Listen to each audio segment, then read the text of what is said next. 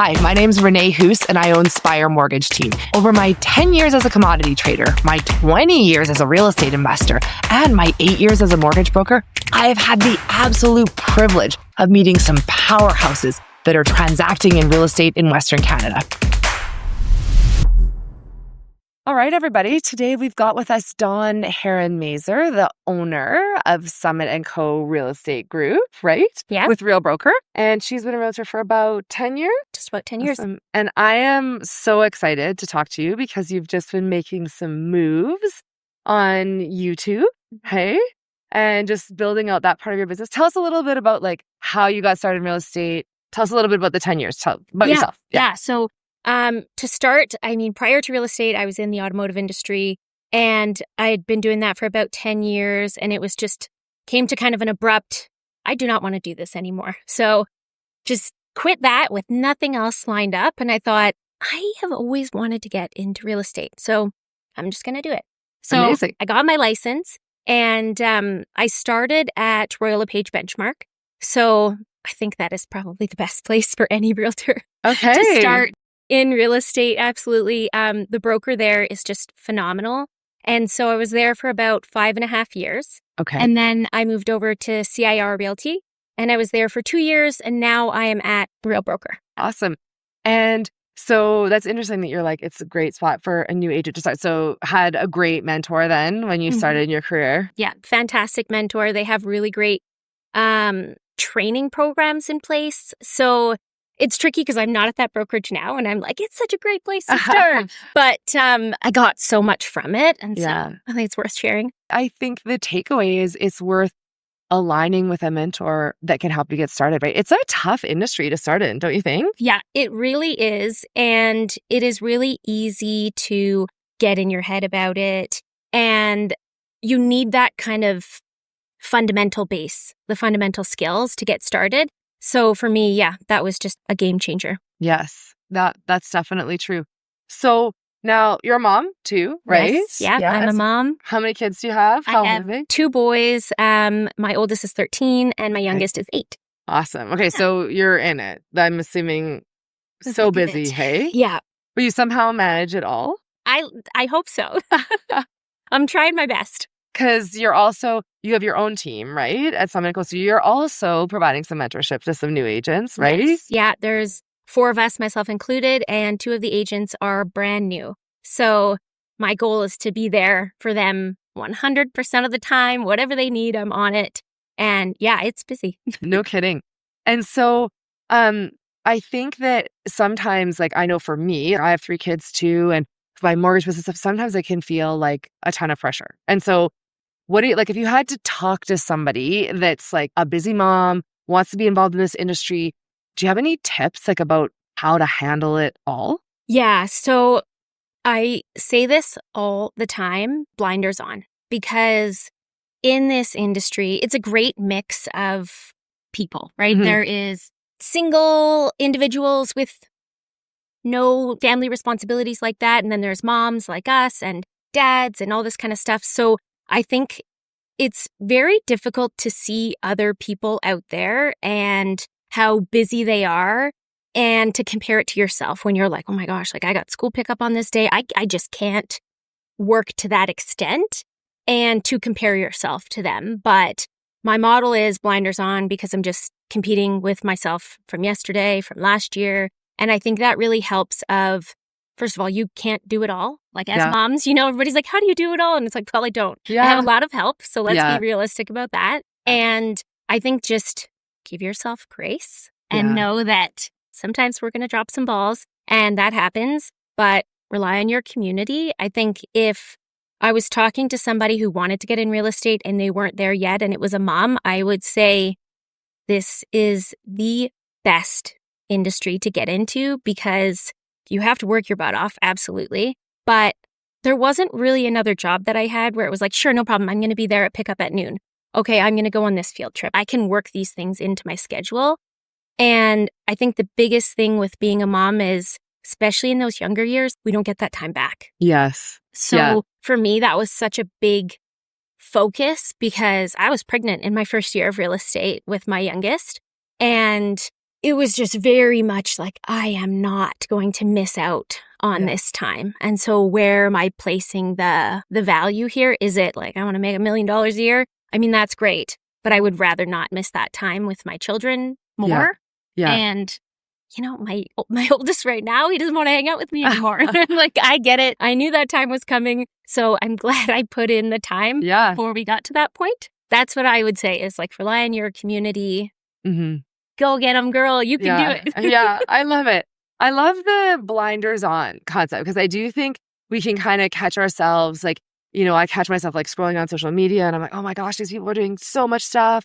They're working with so many clients. They've got a podcast, they've got a YouTube channel, they've got all this stuff going on. And sometimes it feels overwhelming. Like, my gosh, where am I going to find all of these hours to do all of these things? But for me, I know we've really worked on just being good at one thing. I get up, I go to my office, I set, expectations about the time that I want to work, which is still a lot of hours. Like, let's be honest, it's still a lot of hours. But yeah, this is a cool industry in that you have some flexibility to, we always say it like between my husband and I, we're always like life by design. If I'm working 12 hours a day, at least I picked it. Right. Totally. And so it's a pretty cool spot to be. Absolutely. Yeah. Obviously, one of the things that we were talking about the last time we saw each other was that you started this YouTube channel. Mm-hmm. And I am feeling really excited about it for you because I know for me, like committing to even just doing this podcast, we've tried to fill a bunch of episodes and, it's hard to finally get up and go to be like, okay, today's the day I'm going to film it. So talk to me about like why you decided to start it and how you've been able to commit to it. So I decided to start it because I felt like it would be a great lead generation for the business. And I felt like I had a lot to share. Like I wanted to kind of share all of the knowledge that I'd learned in real estate up to that point. And I go down these like rabbit holes of researching things or getting interested in certain things. And at one point I did with cameras. And so I bought an expensive camera and I was like, I have to use this. I got to figure out some way to make my money back for this investment. So yeah, I decided that I wanted to do it. And it took a long time to get to the point where I was like, I'm recording and we are putting this out there and I'm going to be consistent with it because I started 2 years ago. I'd made a few videos and it wasn't really doing anything. And then at the beginning of last year, about a year from now, I decided I'm going to go all in. I'm going to be consistent and I'm going to show up and see where it takes me. Okay, I love it. So what is the name of the YouTube channel? Like, how do people find it? Yeah, so the name of the YouTube channel, I think, is just Dawn Herron Maser, Realtor. Okay. If you search my name, you will find it. Who are you talking to? Or who is your target audience? I am talking to anybody interested in real estate, interested in the market. I feel like there is a really big audience of people that are like, I want to be a homeowner one day. I'm not quite there yet, but I need to start learning. And so specifically in Calgary? Yeah, specifically in Calgary. Okay. Sorry, yeah. Okay. And I share a lot of market updates and so very specific things to Calgary. Okay. I think because our real estate rules are different in other places, it might not relate to other provinces in Canada, but definitely Alberta, Calgary, that's my target audience, buyers, and sometimes sellers. I love that. And so you started about a year ago and you said, okay, I'm going to get consistent. So what does consistency look like to you?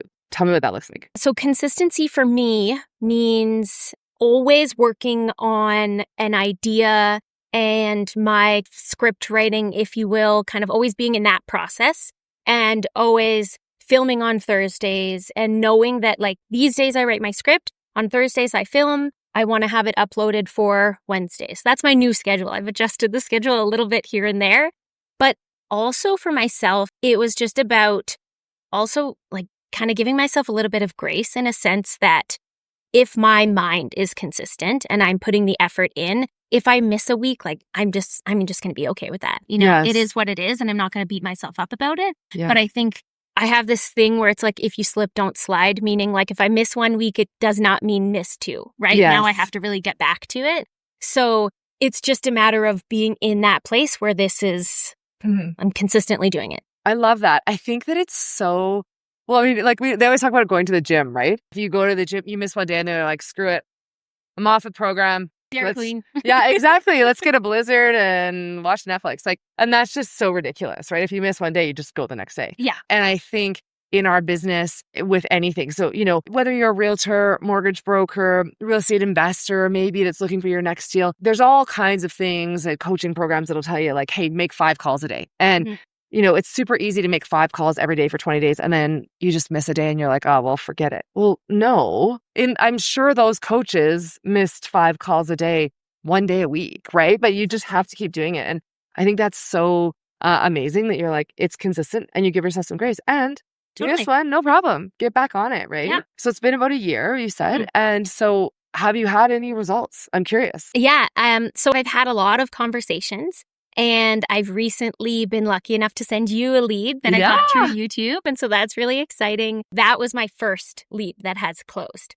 Cool. Or, gone to the point where we're just about to close, I should say. And then I have another guy looking right now that I'm working with too. And so it's been successful. That's amazing. That one deal paid for my camera. So winning. Amazing. Good.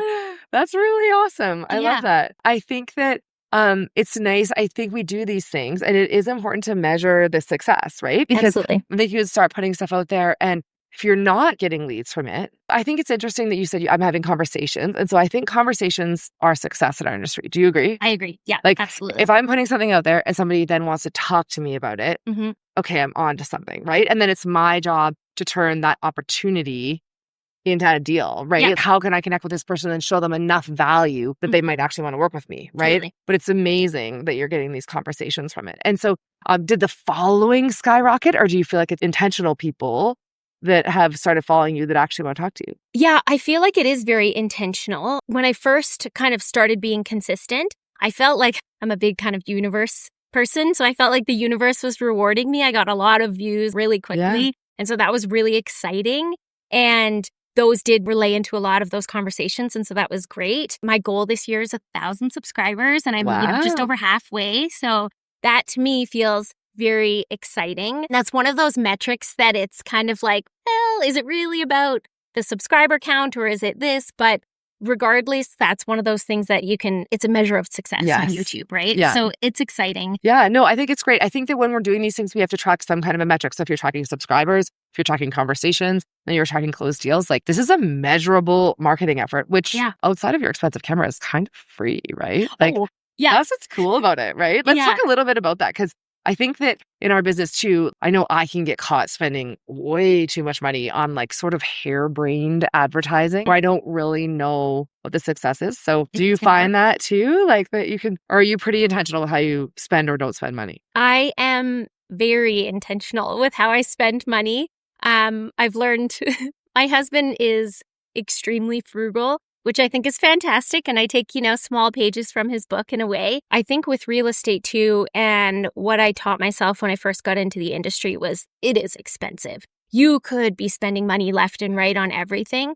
And people don't necessarily always last in this industry. So if you just spend a ton of money like that, like it's not going to last very long unless you're doing a ton of deals. And that's not the case for everybody, right?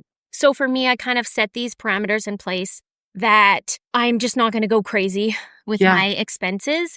And if I am going to spend money on something, it's essentially that exchange for my time. Exactly. That needs to kind of be the model, if you will. Yeah. And so for myself, I was doing all of my own recording and all of my own editing. And I got to a point where the editing process is grueling. It's a lot to learn. And I kind of got to a point where I was like, cool, I've mastered it. I'm great at this. Still taking a while, I'm going to hire an editor because that is going to get me a lot of my time back. And so that's actually been a really big pressure release, if you will. Cool. So I've been and that also feels kind of like leveling up my game in a way. Yeah. So I think for me, that was an intentional spend of my money in this space. Yeah, I love that. And I think it is interesting because at the end of the day, like the work as a realtor is helping clients purchase or sell a home, right? And so we do this advertising stuff. And if we're spending too much money in that, then you're working as a marketer, not as a realtor, right? So like you got to hire somebody then to show the properties, right? And I know as a mortgage broker, like I had to about a year and a half ago hire a marketing person because I was the same way. I'm like, my God, I'm spending a lot of time editing that time was the talking head reels, you know, on Instagram. I'm spending 20 hours a week on marketing. Yeah. This is bonkers, right? And it's just, I don't make my money doing that. I make my money then closing the mortgage leads, right? And providing value to clients so that they want to use us, right? So it is interesting. It's a decision that you have to make in your business, right? One of the things, like when I'm talking to amazing opportunity to talk to so many amazing mortgage brokers, realtors, people that are working in our industry. And something that comes up a lot when I'm talking to people is like, I don't even know where to start. Like the idea of putting my face on YouTube feels so ridiculous because you've got girls and guys out there that are just killing it in the space. Like, Pushing it. Why would I even start? Did you ever feel like that when you got started? My mentor at the beginning, she was very like abundance, you know, there is enough business out there for everybody. And I truly believe that. Like there's a lot of people in our city. And so also relationship or real estate is so relationship based that, you know, just because this person is doing YouTube doesn't mean that they're a good fit with this other person. And so I kind of felt like there's got to be a space for me here. I'm going to find my people out there and I'm not going to let that deter me in a way. But I'm also somebody that I feel like I am confident with myself enough. But I think that stems from being like, I'm going to steady my butt off on this and just know as much as I can. And that, you know, the term knowledge is power. At one point, I heard applied knowledge is power. And so that's always stuck with me. Oh, I love that. And it's funny, every time we hear this phrase, somebody says it and my husband will look at me like, don't say it. Because I'm like, applied knowledge is power. That's awesome. I kind of just look at that and I think like, okay, well, this is my opportunity to apply it. Go out there and give it your best. Yeah, absolutely. And there's a lot of people that want to start a YouTube channel or something like that, and they don't know what to talk about. And you have to talk about the thing that you know more than anyone, right? Or that, you know, you feel you do. And so for me, I built my whole career talking about investing in real estate because that was very much what I'm passionate about. I mean, you've heard me rant on it. You know, I'm very deep in it. It's somewhere where like I'm putting my money where my mouth is, and all my research is there. So like when I started working as a mortgage broker, that was all I talked about. And that's really all I talked about on social media for a long time because it was just where I knew the most. And so I think that's such a good comment. Like when people are saying, hey, where to start? Well, start on something that you know, you love, you've studied, or you want to study more, because, you know, be an expert in your space, right? Yeah, absolutely. Applied knowledge is power. Yeah. I love this. For me, sometimes I kind of get like imposter syndrome. Like when I'm like, oh my God, my face is up there. And I look at industry colleagues that just are so much better at especially social media stuff than I am. Their videos are just perfectly edited. And so for a long time before I started doing it, my holdup was like, my editing is not there. And so I just put nothing out. Yeah. Were you ever there where you just were like, oh, I'm not going to do anything? Or did you feel like once you decided you're like, out is better than not? Well, I mean, I would say go back and look at my very first video because you'll be like, oh, this needs some help. But of course, I think we all kind of have that in the back of our head to a certain extent. But I felt like for me, it was just go for it because I think the message that you're putting out there is so much more important than the editing itself. Yes. And that's really like, if you have, you know, valuable information to share, I think that's what will keep people there versus these, you know, flashy edits and all this kind of stuff. So just trying to, again, like blinders on and focus on what you have to share and the value that you bring. And yeah, I love this. Blinders I'm going to use that, honestly. Applied knowledge is power and blinders on. Okay, I'm taking 2 golden nuggets away from this already. But that's absolutely true, right? Blinders on, figure out what you're good at. And you're right. I think certainly for us, you know, when we're working on stuff at Spire and putting stuff out, sometimes I still get caught in, you know, this like sort of downward spiral of it's not good enough, the editing isn't good enough. And at the end of the day, the message is good and we know it's correct. And we know that talking more about money, talking more about building wealth, talking more about owning real estate is super important. And I think in North America, we don't do enough of it. And we're doing each other a disservice not sharing the information that we have, right? And so I think putting the knowledge out is more important than, like you said, the super flashy edits. Mhm. Although we did hire an editor at Spire too, so look stay forward to those tuned. Yeah. flashy edits coming soon. If you had to give a piece of advice to somebody that wanted to get started with, let's do two things. If you had to give a piece of advice to somebody that wanted to get started in just real estate, what would be the one thing you would say? And how about the second piece is, and what about somebody that's been at it for a long time and is like, hey, I'm scared. I want to start something, whether it's YouTube, Instagram, being consistent with LinkedIn, whatever. What would you say? Like, choose one piece of advice for each of those. I think my one piece of advice would be, especially for the person who wants to get started in real estate, is I think it's always that, but what if you don't? Because I think that's more scary, is that if you have this thought of like, I would really like to get started, I would really like to do something, I think it's more scary if you think of that like, but what if I don't? Because in a year from now, I'm going to be in this exact same space. And that's kind of more scary, in my opinion, when I kind of like to look back on things in like a year, 5 years, that kind of space. And I think to yourself, like, that's more scary to just do nothing and to not do it. So my advice to the person wanting to get started in real estate is like, blinders on, get started. Like, just put one foot in front of the other. You're going to learn as you go. At the beginning, you're going to feel like, oh my gosh, I don't know anything. And that is terrifying, but it's a process, you learn more, you gain more confidence. And so just get going. Yeah. Yeah. What if you don't? Wow. Take that one away, guys. Get your notebooks out, right? What if you don't? Yeah. I love that. And then what about the person? Is it the same advice to somebody that wants to get started with, like, say if somebody was like, I want to start a YouTube channel. I've been saying it for 3 years, but I just haven't done it. Yeah. Oh, 100% the same advice, because that was me. And I had wanted to start a YouTube channel. And if somebody were to say, what would you change in your career? It would be, well, number one, start a YouTube channel earlier, no doubt. And also fear factor kind of that we all have is that you just have to kind of see your way through it. Yes. So same thing, like, what if you don't start it? Yeah. Where's your business a year from now? Yeah. I love this. What if you don't? Whether you like it or not, if you are not using video in your real estate or mortgage business, I'm scared for you. It is how we want to learn. Like my son just made it through like grade 10 AP math. His teacher has a whole YouTube series of how to math videos, and the entire school uses that as a resource and, has amazing math outcomes. And he's just filmed his classes, been intentional about what he's posted on YouTube, and it's amazingly helpful to these kids. And so and that's how those kids are conditioned to learn, right? And so like the generation that is coming, that is going to want to buy properties, is going to want to work with us, it's going to want to get mortgages.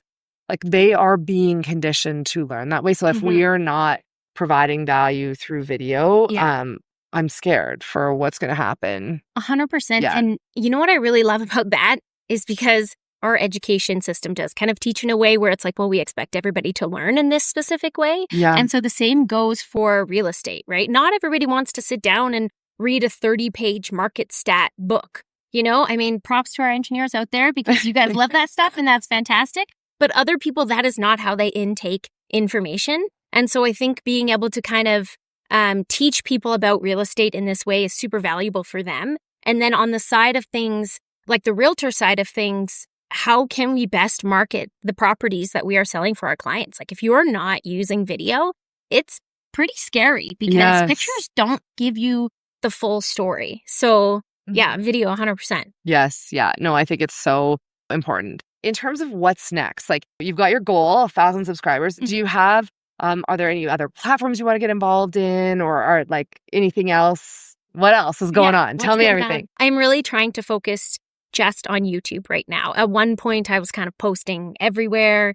And for me personally, I do social media, but it's not my most favorite thing to do. I'm really kind of trying to get better at it. But I feel like if I'm just kind of focusing on, the one thing as YouTube being my primary goal, at least for, prospecting, like that piece right now, I'm kind of going all in on that. As far as the business goes, I am just so grateful that we have such an amazing group. Like I could gush about these ladies all day long that I'm just so excited. And I don't necessarily have any intentions kind of expanding the team right now. I really like where we're at. For myself, I'm constantly trying to find ways to automate my business and to learn more in that way. So like streamline my systems and processes. So I'm just going to keep working on that. But that's kind of where I'm at now. Awesome. Just trying to I be love better that. than yesterday. Yeah, I love that. And I think even, it's so interesting that you're like, oh, when I'm asking about, are you going to do things on other platforms or what does that look like? I think, again, YouTube, like focus on one thing, right? And the other thing that you said that I think is interesting is you were saying like, I kind of do social media. I don't love it. You have to like what you're doing, right? Yeah. Like if you hate it, it's hard. So you have to figure out a way to like it. And so something that I think we talked about maybe before we started recording that we should talk about is one of the things that I hated when I started with video was setting up. And so like the idea of like taking everything out of the camera case and like even just getting the tripod level so that I wasn't, like kind of like cockeyed in the picture. Like the idea of doing that, it made me nauseous. And so weeks would go by without setting it up because I'm like, oh God, I'd have to unzip the camera bag. That sounds like so much work. I can't even imagine. And so for me, I had to take that out of it because I hated it so much. And so we have a setup in our office at Spire in the basement that is permanently there. So at any point in time, I can just go down and press record and rant on the video camera. It's set up. We have the lighting set up. And the investment was not humongous. It probably cost me like $3,500 and a bit of elbow grease. Yeah. Shout out to Sherry on my team who painted the wall behind me because I started and got about half done and then lost interest. So she actually finished painting the wall. Anyway, I set it all up and all of a sudden it got a lot more fun. And like all the friction and all the nausea about getting started went away. And I'm like, wow, I like this, right? And so, I don't know, did you feel like you had to take some of that out of it for you too? I had almost the same obstacle where I was recording in a corner of my bedroom and I kind of had to put my desk at the right angle because I didn't want to make it look like I was recording in my bedroom. I'm better than that. But it was so arduous, like, oh my gosh, to set up every single time. And you're right, like that was a huge obstacle. So I said to my husband, I'm renovating my office. And by I am doing it, I mean, you are doing it. And we got this renovation done. And even now he was kind of walking in there. In my office, it's a shoebox. It's not big at all, but he kind of almost touched my tripod. And I'm like, whoa, we don't move that. Yes. Like, just be very careful because I eliminate whatever obstacles it takes to get you to not film, to get you to not do whatever it is you need to do. Yes. Yeah, 100%. Yeah, absolutely. Honestly, I think so many people buy the stuff and they spend all the money on like the fancy camera or like the really nice mic, they get set up and they're like, my sound's going to be amazing, but they record any sound, right? Like it's just, you really get stuck in that. So like my advice to anyone getting started with it is just invest the time, not in just buying the stuff and doing the research, but in setting yourself up. Find a little nook or cranny somewhere in your life where you can leave it set up so that if a good idea comes, that you can do it. Now, I think we might do this a little differently. So do you record just one video when you record? I record just one video. If I mess up, I just keep going. And on the topic too, kind of about the not needing an expensive camera, 100%, because like the iPhones are amazing these days. And while I did buy an expensive camera, for me, that was the motivation to like, gotta do it, right? But like, you do not need that at all. Really, I would say as long as your sound quality, like I would probably invest in a good mic before I did any other. Couple $100, guys. Yeah. Like, we're not talking about like non-expensive $10,000 mic. Yeah, couple $100. Yeah, but that before I would invest in a camera. And so now you film one video in one take. And so approximately how long are your videos? We maybe should have talked about this earlier. I would say my videos range from 7 to 12 minutes. Okay. So when I'm at 12 minutes, I'm like, I rocked it. I crushed this one. This is great. That's awesome. Yeah, so that's kind of my goal. And do you cut in like graphs and charts and photos, or is it just talking head? So it's pretty much all talking head. Of course, there's kind of some B-roll, and now they're getting better with the editor, thanks to him. But I do have, like, if any graphs from the market update are pertinent to what I am saying, then I'll include that information because I think that's really helpful. But for the most part, it's talking head style videos. Yeah. Awesome. And so, mine are similar. Mine are shorter. So like traditionally, we've done a lot of short form video content, like where I have like a 60-second or 90-second snippet of something that I want to tell my clients, or I want to teach somebody. And for us, that comes from a spot of all week long, I talk on the phone. We do some between like 20 and 40 mortgage calls a week at Spire. And I keep a running tally of like, wow, that's interesting that they asked that question. I should have educated my clients on this before. Like they shouldn't have had to ask me that. And so we often shoot video in batches. So if you're looking at short form video, something that I would recommend for sure is batching the video. So we'll do 7 to 15 videos at a time, bring a couple different shirts, guys, and we'll do them that way, right? And if you're organized, that's less than an hour, right? For a couple of weeks of content, which is really nice. Yeah. I think if you're doing long form video, it's hard to stay in it for a long form video for more than one at a time. I don't know. I can only keep so much information in my head at a time. And so I just kind of film one video at a time and edit it. And I've heard there's a lot of people that batch long form videos too. Wow. And I mean, yeah, exactly. Wow, you are amazing. I'm not quite there yet. Hopefully working my way up to it. But that's kind of my process for right now. Yeah, cool. And so, okay, one last question that I had to ask you is, so a lot of people say to me, like, where are you getting your ideas? And so, like, spoiler alert, I don't believe there's a lot of new ideas. I consume a lot of content from people that I look up to and respect in the real estate industry. And I often learn things and regurgitate things that they're saying. I mean, fact check, guys, Yeah, good to fact check. But like, I consume a lot of content and then I repurpose that and use it in my own content to teach my clients because I respect those people. Is like, what do you do? Yeah, so I think back to that point where you said when you're getting questions and kind of those are also good jumping off points, I will think about the questions that I get throughout the day. And if somebody's like, oh, what do I do with a deposit? Maybe I'll make a video about something like that or what the process looks like. For me, I have a YouTube coach. And so I work with him and he's kind of helping me kind of put things into buckets. So I have one that is my market update bucket and then, maybe a truth about this. And so we also have a mastermind that I attend with them. And so there's lots of ideas being thrown around there, which is really fantastic. And then just in general, like same thing, watching YouTube videos, watching creators outside of my immediate area. Yes. Because I think that is great. And then also kind of watching creators outside of real estate in general, just to, not necessarily ideas in that way, but kind of how they do things or ways to edit and how they communicate, right? Like how do you communicate value to your client base that is looking for these specific questions to be answered, right? Yeah, absolutely. I love this. Okay, now I have one more question. I said we were going to wrap it up with one more question, but so you said you had a coach. Yes. So I love this. Talk to me about like when you felt you needed a coach or why you felt you needed a coach maybe. So he reached out to me, which was really fantastic, and just kind of was asking questions like, how are you doing this? Because I was getting a lot of views, right? And so that was really exciting. And then he told me about this mastermind that he has. And I thought, it's time. Like, why not kind of communicate with other people that are very like-minded in this space? And so that actually has been very helpful too. Cool. So, yeah. I love this. Yeah, I got lucky. I think it seems like every podcast session that we've done here seems to end the same way. Everyone that is doing cool shit is aligning themselves with other people that are doing really cool shit. Like, at the end of the day, if you want to level up who you are and what you're doing, you have to surround yourself with people that are killing it, right? And it's funny, people ask me why I started doing this.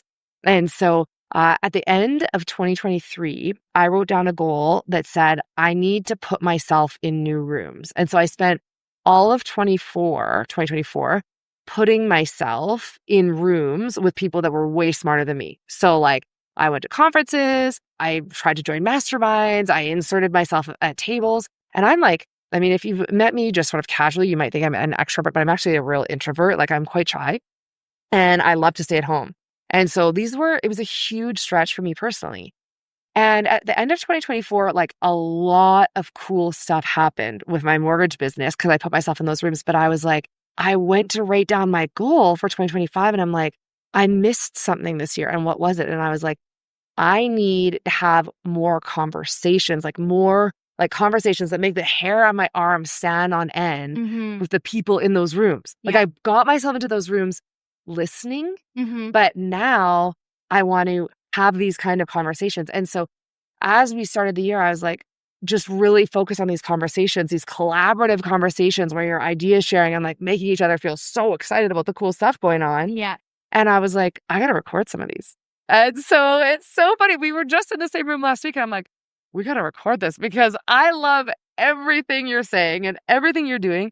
And I want more people to have that opportunity to just know that like collaborating with people that are doing cool shit means that you're just going to get to do more cool shit. Yeah. Right? You're going to elevate yourself in the process. Right? Yeah. Yeah. And I think it's, I think you can just get into that competition mindset or that scarcity mindset or even the imposter syndrome or just the I'm not going to do it because they're already doing it. Kind of, there's so many ways you can do it. Or you can just flip that table right over and say, no, I'm going to sit down with this person because, oh my gosh, like I want to learn from them and do better. Right. Yeah, I love absolutely. it. So I love that you've like got a mastermind going. You're killing it. I'm so excited to watch this YouTube channel this year. And thank you so much. I'm sure that your goal will be crushed early in the year. So fingers crossed. You know, it's interesting because the thing with real estate and I guess just life in general when it comes to goals and all this kind of stuff is at one point in my life, I wanted everything that I have now.